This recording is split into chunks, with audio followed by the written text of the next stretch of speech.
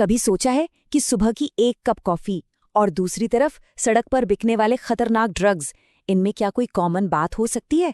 सुनने में कितना अजीब लगता है ना? पर आज हम इसी रहस्य को सुलझाने वाले हैं। हम देखेंगे कि कैसे ये सभी पदार्थ हमारे दिमाग में बेसिकली एक ही कहानी लिखते हैं। तो चलिए इस केमिकल जर्नी पर निकलते हैं।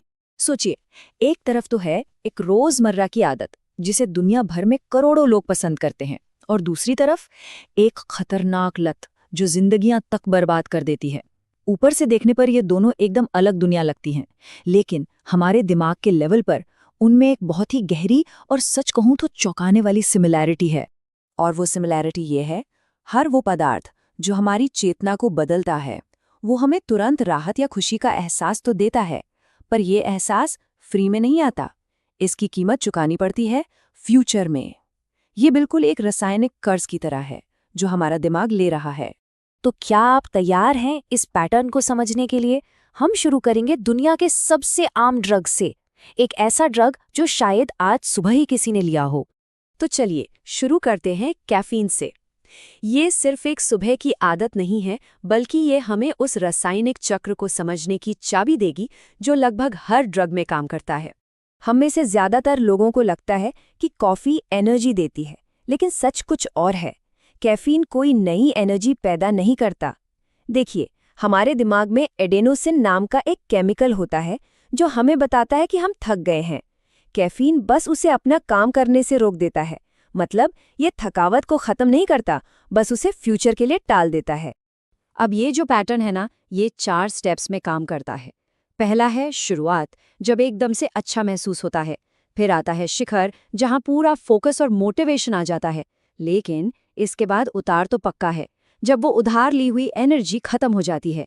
और आखिर में आता है जाल, जहां नॉर्मल महसूस करने के लिए भी उस चीज की जरूरत पड़ने लगती है। ये कोट उस शिखर अनुभव को परफेक्टली दिखाता है। वो कॉन्फिडेंस, वो फोकस, ये सब बहुत अच्छा लगता है ना? लेकिन धीरे धीरे सुबह की कॉफी की जरूरत एक आदत से बढ़कर लत का एक बहुत सटल रूप ले लेती है, जहां कॉफी न मिलने पर सिर दर्द और चिड़चिड़ापन होने लगता है। चलिए अब उत्तेजक पदार्थों के समूह पर चलते हैं।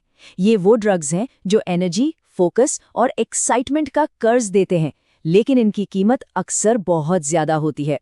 निकोटीन इसका एक बेहतरीन उदाहरण है। धूम्रपान करने वालों को जो शांति महसूस होती है, वो असल में शांति नहीं है। ये बस उस बेचैनी और तनाव से टेम्पररी रिलीफ है जो निकोटीन की कमी के कारण शरीर में पैदा हुई थी। हर सिगरेट अगली सिगरेट की जरूरत पैदा करती है। ये एक ऐसा विशिष्ट साइकिल है जिससे बाहर निकलना बहुत मुश्किल हो जाता है। कोकीन इसी पैटर्न को बहुत बहुत ज्यादा इंटेंस कर देता है।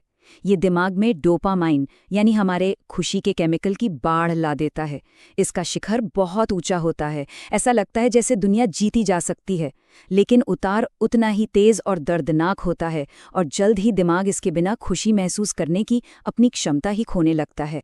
मेथैम्फेटामाइन तो इस कर्ज वाले आइडिया को एकदम एक्सट्रीम पर ले जाता है। ये दिमाग के पूरे डोपामाइन सप्लाई को एक ही बार में जला देता है, जिससे कई दिनों तक जागने की अनबिलीवेबल एनर्जी मिलती है। लेकिन जब ये खत्म होती है तो दिमाग पूरी तरह से खाली और तबाह हो जाता है। एमडीएमए, जिसे एक्सटेसी भी कहते हैं, दिमाग में 3 शक्तिशाली केमिकल्स की बाढ़ ला देता है। सेरोटोनिन यानी खुशी, डोपामाइन यानी इनाम, और ऑक्सीटोसिन जो जुड़ाव का केमिकल है। यही वजह है कि इससे लोगों से गहरा प्यार और कनेक्शन महसूस होता है। लेकिन इसकी कीमत चुकानी पड़ती है, क्योंकि ये सेरोटोनिन के भंडार को खाली कर देता है, जिससे बाद में गहरा डिप्रेशन हो सकता है। तो अब हम अगली कैटेगरी पर आते हैं, अवसादक या डिप्रेसेंट्स। ये पदार्थ हमारे नर्वस सिस्टम को धीमा करके शांति और राहत का एहसास सुधार देते हैं। शराब का असर बहुत ही डिसेप्टिव होता है। ये आत्मविश्वास बढ़ाती है, सोशल एंग्जाइटी को कम करती है, लेकिन साथ ही साथ सोचने समझने और बैलेंस बनाने की क्षमता को भी घटा देती है। इंसान को लगता है कि वो कंट्रोल में है, जबकि असल में वो कंट्रोल खो रहा होता है। ये कोट ओपियोइड्स के शुरुआती एहसास को बहुत अच्छी तरह से बयां करता है। ये एक गहरा, आरामदायक और गर्मजोशी भरा एहसास होता है जो हर शारीरिक और मानसिक दर्द को दूर कर देता है। ओपियोइड्स की लत बेहद गंभीर होती है। दिमाग को ये लगने लगता है कि जिंदा रहने के लिए ये ड्रग उतना ही जरूरी है जितनी की हवा। इसके बिना विथड्रॉल के लक्षण इतने दर्दनाक होते हैं कि उन्हें सहना लगभग नामुमकिन हो जाता है।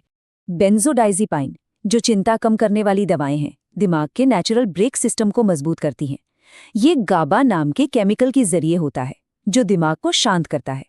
लेकिन जब लगातार इन दवाओं का इस्तेमाल होता है तो दिमाग अपना खुद का गाबा बनाना कम कर देता है और नतीजा, शांत रहने के लिए पूरी तरह से दवा पर निर्भरता हो जाती है। हमारी आखिरी कैटेगरी है मति भ्रमक या हॉलुसिनोजेंस। ये ड्रग्स असल में वास्तविकता की पूरी धारणा को ही बदल देते हैं, एक ऐसी दुनिया का दरवाजा खोलते हैं जो हमारे रोजमर्रा के एक्सपीरियंस से बहुत अलग है। चलिए 2 पावरफुल हेलुसिनोजेंस को देखते हैं। एक तरफ है LSD, जो सेल्फ या मैं होने की भावना को मिटाकर ब्रह्मांड से जुड़ा हुआ महसूस करा सकता है। दुनिया जीवंत हो उठती है, रंग सुनाई देते हैं और आवाजें दिखाई देती हैं। वहीं दूसरी तरफ है केटामाइन, जो शरीर से चेतना को अलग कर देता है, जैसे कोई अपनी ही जिंदगी को एक फिल्म की तरह देख रहा हो। दोनों ही अनुभव वास्तविकता को पूरी तरह बदल देते हैं, लेकिन बहुत अलग तरीकों से। इसका मतलब ये है कि मशरूम का एक्सपीरियंस इस बात पर बहुत ज़्यादा डिपेंड करता है कि किसी की मेंटल और इमोशनल स्टेट क्या है। ये दिमाग में जो पहले से मौजूद विचार, डर या खुशियां हैं, उन्हीं को कई गुना बढ़ाकर सामने लाता है, चाहे वो अच्छा हो या बुरा। तो हमने अलग अलग तरह के ड्रग्स और उनके एक जैसे पैटर्न को देखा। अब आते हैं कंक्लूजन पर और इस रासायनिक कर्ज के आइडिया को एक साथ जोड़ते हैं। यह टेबल पूरी कहानी को संक्षिप्त में बताती है। जब डोपामाइन से एनर्जी उधार ली जाती है तो कीमत होती है चिंता और निर्भरता। जब सेरोटोनिन से जुड़ाव उधार लिया जाता है तो कीमत होती है अवसाद और खालीपन। जब गाबा से शांति उधार ली जाती है तो कीमत होती है असहनीय बेचैनी। हर कर्ज की एक कीमत होती है जो अक्सर उसके ठीक उल्टी होती है। और यही इस सब का सार है। निर्भरता इसलिए होती है क्योंकि दिमाग धीरे धीरे खुशी, शांति या ऊर्जा को नेचुरली पैदा करने की अपनी क्षमता खो देता है। वो इन भावनाओं के लिए बाहरी सोर्स पर पूरी तरह निर्भर हो जाता है। तो ये विश्लेषण इस आखिरी सवाल के साथ खत्म होता है। अगर हर ऊंचा एहसास फ्यूचर से उधार लिया गया है तो उस कर्ज की असली कीमत क्या है, न केवल दिमाग के लिए बल्कि पूरी जिंदगी के लिए।